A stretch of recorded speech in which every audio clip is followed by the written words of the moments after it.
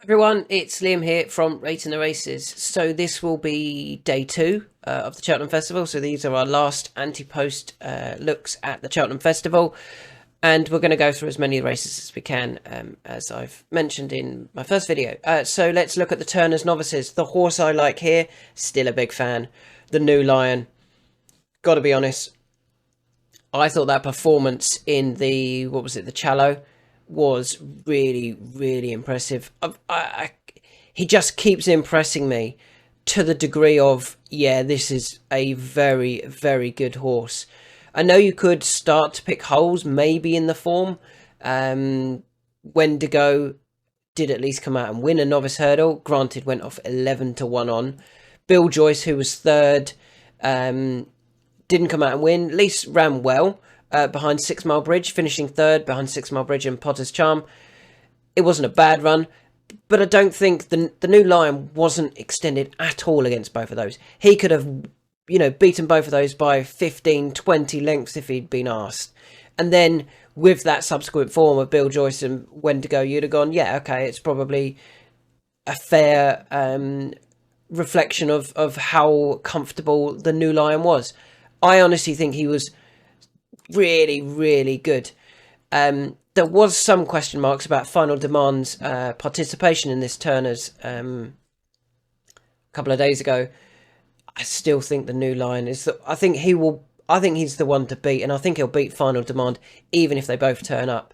I do like Final Demand, and his form has obviously been very strong, including absolutely walloping Wingman. I do think Wingman is potentially being aimed at a handicap. His defeat, or being defeated by Country Mile, is Country Mile going to be winning anything at the Cheltenham Festival? Probably not. Does he even have an entry? I don't even think he has an entry at the champion. He doesn't. So Wingman got beat by Country Mile, and then he got beat by Final Demand. Why is Final Demand therefore a favourite for a race when that's all he's beaten? Timmy Tuesday, the other horse he beat for Gordon Elliott, hasn't particularly franked that form. Just double checking that. He did go and win a handicap hurdle for 118 and then got beat at Exeter in a novice hurdle. That's not amazing form. Yeah, Will the Wise has done all right. The horse who was third, but that was over 2 mile 5. That was a maiden. Will the Wise was then thrown in for a handicap, the Potemps qualifier. Yeah, I don't feel that Final Demand's form is any stronger or as strong as the New Lion, and I think the New Lion is the one to beat here for Dan and Harry Skelton. 9-4. If you're not already on, we're already on at better prices than 9-4. If you're not, I don't mind that price. If Final Demand doesn't run, the New Lion goes off a really short price, and if he does run, Willie Mullins' horse is likely to go favourite because it's a Willie Mullins horse, but I don't think he's the right horse, to be honest. I don't think he's the winner of that race. Moving on to what's the next race? The Brown Advisory, the 3 mile handicap chase. Can't see past Ballyburn, to be honest. This is what he wants. This trip is what he wants. Because there's no 2.5 novice, he won't be running in that. He's not quick enough for the Arkle. He'll be running in the 3 mile race. And yeah, I think, yes, he got beat at Kempton by Sergino, but as I said, I think Sergino is I think he's immense. I think he would have won the Arkle. So Ballyburn was trying to take on the Arkle horse, or an Arkle horse who should be winning an Arkle, trying to give that horse £6, and probably ran a really good race there, to be honest. That form has actually worked out nicely. The third horse, Brookie, went off 100-1 that day, has actually since come out and won a handicap at Doncaster. And the fourth horse, Rabaul, has at least come out and won a grade 2 since then as well. I say full force, he failed, didn't he? Then chased home Low de Sud and then went to Kempton and won a grade 2. It probably wasn't a bad run from Ballyburn. Went back to Leopardstown, up in trip, 2 mile 5, demonstrated how good he is, winning that quite comfortably, to be honest. And I think he will be the Willie Mullins #1 string in the Brown Advisory. He's probably a bigger price than I thought he would be. I thought he was going to be one of these odds-on shots. I hadn't looked at this market in a while, and I thought, yeah, he'll be odds-on. He's not. He's 13-8. he may be one that I put in a multiple with Majborough. I think both of those win their respective races. Moving on to the Coral Cup. I've got 3 highlighted that I like here. We'll start off with the obvious one, and that is Be Aware. Be Aware is obvious because 2 good runs, second at Cheltenham in the Greatwood Hurdle, third at Ascot in a Ladbrokes handicap hurdle. Dan Skelton is adamant that he keeps pulling away his own chance. He's not settling.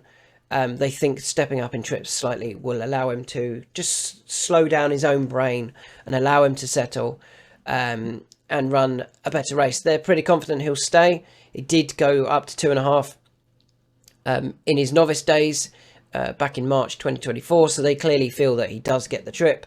If he does, which I think he does, and if he does settle, he could well be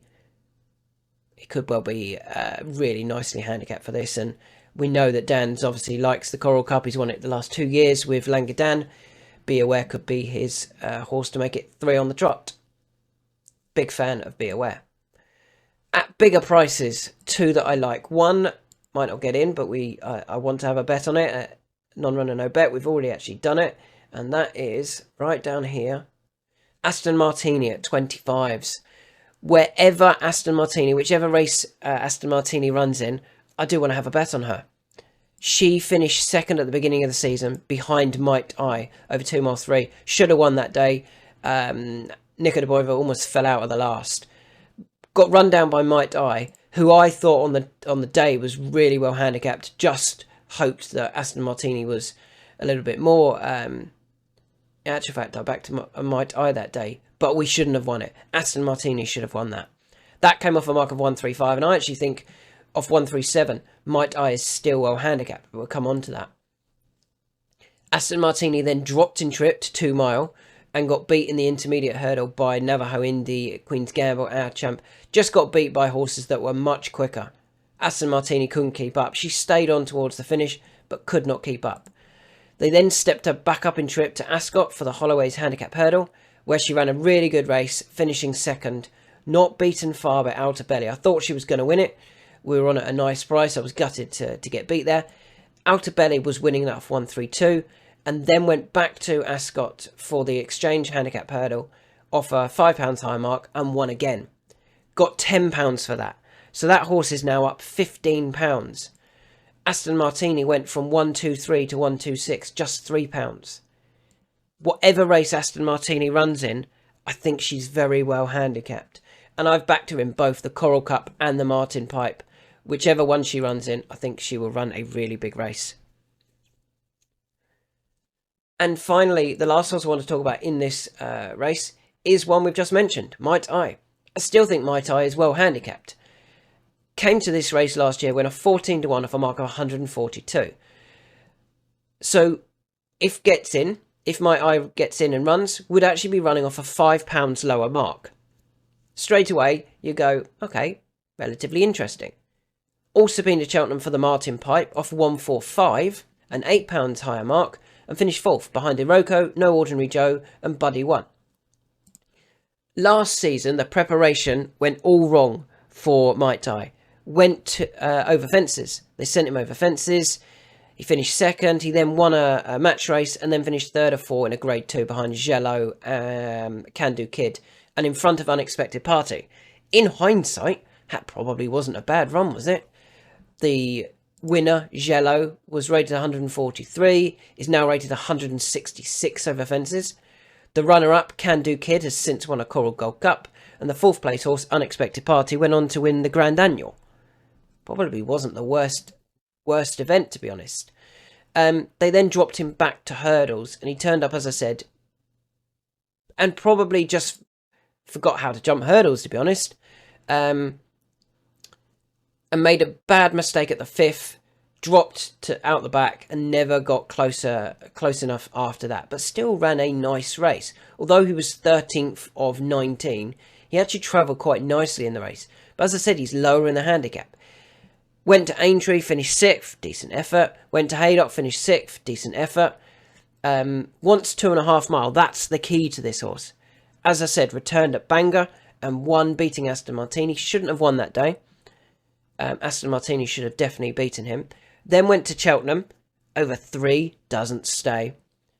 Dropped back to 2 mile 3 at Taunton and was given a terrible ride by Kieran O'Shea. Just awful, to be honest.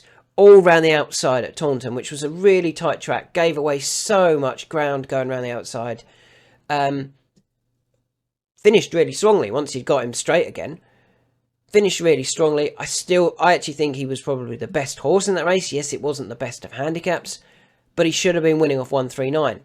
As such, the handicapper dropped him back to 137. So he's £5 lower than when going off just 14 to 1 for this race last year, and £8 lower than when finishing 4th in the Martin Pipe in 2023. In 2023, went off 6s. Last year, went off 14s. You would expect about the same this year. But no. If we scroll down, you can get 33 to 1 non-runner, no bet. You back him in this just in case he does run in the Martin Pipe. I don't think he will. I think he'll go in the Coral Cup. Back him here, 33 to 1, non-runner, no bet. You're getting a much better price than they did the last 2 years when there's been excuses or he's run well. So they would be my 3 in the Coral Cup. Be aware, Aston Martini and Might Eye, and it's very possible that one or both of those at bigger prices don't run. So we're not, we haven't got too many selections in one race. Moving on to the cross-country chase, I will be backing Mr. Coffee. Yes, I will. Mr. Coffee for the cross-country chase. Good effort behind Sweet David. Probably Sweet David would have been favourite if he was in here. He's not. Really good effort, and they let him learn how to jump fences that day. Last time out, very similar story. I don't think it was the right ride from Nickett of Moinville. I feel they were going, we can win that final if we get him, if we give him a good ride here. Closing all the way to the line on Stumptown. I think he would have beaten Stumptown if he'd been given a better ride. Stumptown has to run here off. What did he get? He got a ridiculous mark, didn't he? Let's just load it up. Oh, my other screen this is. I'm just having a look. Stumptown's got to run off 157. Mr. Coffee's got to run off 143. So that means Mr. Coffee is now a stone less. So he's carrying a stone less than Stumptown, having previously given him... He's £5 better off. £5 better off for a length. Stumptown's favourite. Mr. Coffee's 8s. Mr. Coffee should be nearly favourite. Mr. Coffee is the one I want to be on here. 8 to 1. I still think that's a decent price. Probably going to be my only bet in the cross country. And finally, moving on to the last race I want to talk about. It is the Grand Annual, because I don't have any angle in the Queen Mother. The only one I liked got beat at the weekend, El Fabiolo. Disappointed at the weekend, isn't going to run at the Cheltenham Festival. John Bond probably wins this now. Gaelic Warrior is a doubt. Is Energumene as good as he was? I don't think Marine National is good enough. I don't think Solness is good enough. Ile Francais shouldn't run here. Banbridge shouldn't run here. I don't know what. Yeah, John Bond may well end up in that Majbra. Ballyburn multiple. So yeah, moving on to the race. I do want to talk about the Grand Annual. I've got 3 here that I like. We've already highlighted and had a bet on Jazzy Matty for the Grand Annual. I like the horse. I think he's been aimed at getting him into a handicap at the Cheltenham Festival.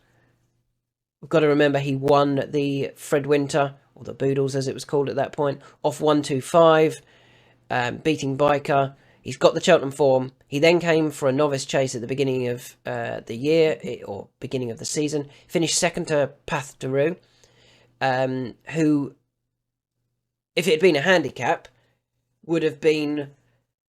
Got to work this out in my head. 8 plus 11, £21. No, that was terrible maths, wasn't it? £19 worse off. Path de Rue would have been with Jazzy Matty at Cheltenham, because he was trying to give him £8, Jazzy Matty, and he was £11 lower rated. Path Daru has franked that form. He's done well. He's gone to Fairyhouse for a feature handicap, finished second, and back up to his 144 mark. Jazzy Matty ran off 133 that day. If he runs at the Cheltenham Festival, he will run off 135, just a £2 higher mark. No issues with that at all. I think he goes there with a massive chance, does Jazzy Matty.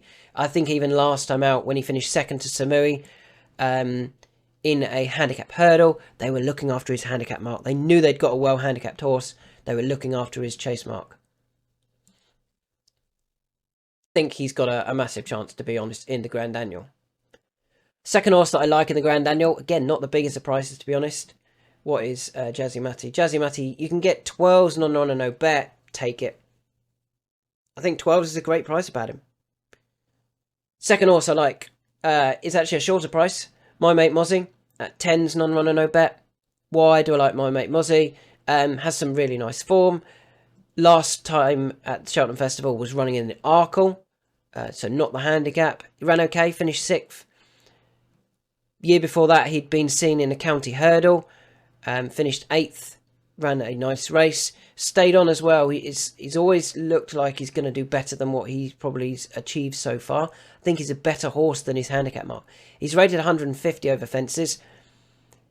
Having not been over, what did he go? He went Arkle, flat, flat, flat, flat, came back for that handicap at Leopardstown, and they rode him to make sure they didn't win. They dropped him right out the back. I thought he was well handicapped. We had a bet on him that day, and I was really confident of a big run. Watching the race, I'm like, halfway through, I was like, wow, My Mate Mozzie is not here to win at all. He's the eye-catcher of the race. I'll be backing him for the Grand Annual. Frustratingly, he flew at the finish. Got within a few lengths of Anne-Peg Derg, and then just faded late on. I kind of feel that Keith Donoghue went, whoa, I'm getting too close, and eased up a bit. Finished second. He's going to run off 151 at the Cheltenham Festival. He'll be much closer. They won't drop him right out the back this time. They'll get him involved, and I think he goes really nicely here. I think both of those come over from Ireland with massive chances, to be honest. Both being aimed at this race. The third horse that I am going to have a bet on, and I'm going to do it non-run and no bet because she might not get in. I say she. I always think this one's a she as well. I don't actually think it is. Let me just have a look. No, Geldu. The third horse I want to have a bet on this race, at a big price, 25 to 1, non-run and no bet, is First Street. So the reasons for First Street. This is the Grand Annual, also called the Johnny Henderson Grand Annual. Nicky Henderson has one runner in the race. First Street. Surely he's going to let him take his chance. Secondly, why do I like First Street? So, went to Kempton, 2.5 mile, dropped right out the back. Ridiculous ride. Never put in the race at all. Off a mark of 130. If he does get in at the Cheltenham Festival, he will run off a mark of 128. Would be carrying 10 stone. I'm basing this on Edward Stone is not going to run, which means they all go up £3. That £3 takes First Street to bang on 10 stone. So he's going to have to find a jockey that can do 10 stone. That would mean he'd be running off 128. Well, he's been to Cheltenham a few times before. Last season, finished third in a mare's hurdle behind Lossiemouth and Love Envoy. That wasn't a bad run. Love Envoy and Lossiemouth were rated 151 and 147 at the time. You know, even if we said it was a handicap, Lossiemouth was getting £8, Love Envoy was getting £7. First Street probably ran to 148, 150 sort of mark. Then went to a handicap at Ayr, and it didn't work in the Scottish Champion Hurdle. Still ran off a mark of 143 that day. Then went to Warwick for a novice chase. Didn't work. But I just feel that they've been getting the horse handicapped for when they drop it back in trip. Even at the beginning of the season, went to Kempton behind Rabau, Kievar and Authorised Art. Was rated 140 that day in a listed race. Gets to run in a handicap. Gets to run off 128. Last time it ran in a handicap at Cheltenham, finished second, beating 1.25 lengths off a £14 higher mark, beaten by Stateman, who was rated 141 that day. Stateman is still rated 168. If there is one that could be like, actually, looking back through its form and looking at its new handicap mark, it was obvious. It's First Street, and the fact that Nicky's just got the one runner in it. First Street, I'm going to have a bet on in the Grand Annual, on the basis that it's only Nicky's run. It's Nicky's only runner. Does actually have quite nice form. Wasn't put in the race at Kempton. Has Cheltenham form to his name. Got to go for that at 25s. And that is my lot for this day 2. So a quick recap. I really like the new line in the Turners. I feel he is the one to beat. I don't think Final Demand has as good a form, let alone should be favourite. Ballyburn, I think, will win the Brighton Advisory. The 3 mile trip is no issues. The only time it's been beaten is by Sagino, or the only time recently is by Sagino. That was probably a good run. That form has worked out well anyway. 240, the Coral Cup. There's 3 that I like. Be Aware is an obvious one. If he settles, Dan Skelton can make this 3 wins on the trot in the Coral Cup. Might I do think is nicely handicapped. Might not run in this race, but if he does, I think still couldn't run a big race. I'd like to see Kieran O'Shea replace as the jockey. I thought he gave it a terrible ride at Taunton. And Aston Martini back it in both the the Coral Cup and the Martin Pipe. Whatever the horse runs in, I think will run a huge race. Just bumped into one last time. Cross country, Mr. Coffee is better off at the weights with Stumptown. It should be nearer favouritism. And finally, the 3 in the Grand Annual. Jazzy Matty looks like he's been aimed at this race. My Mate Mozzie, I think they almost got too close last time.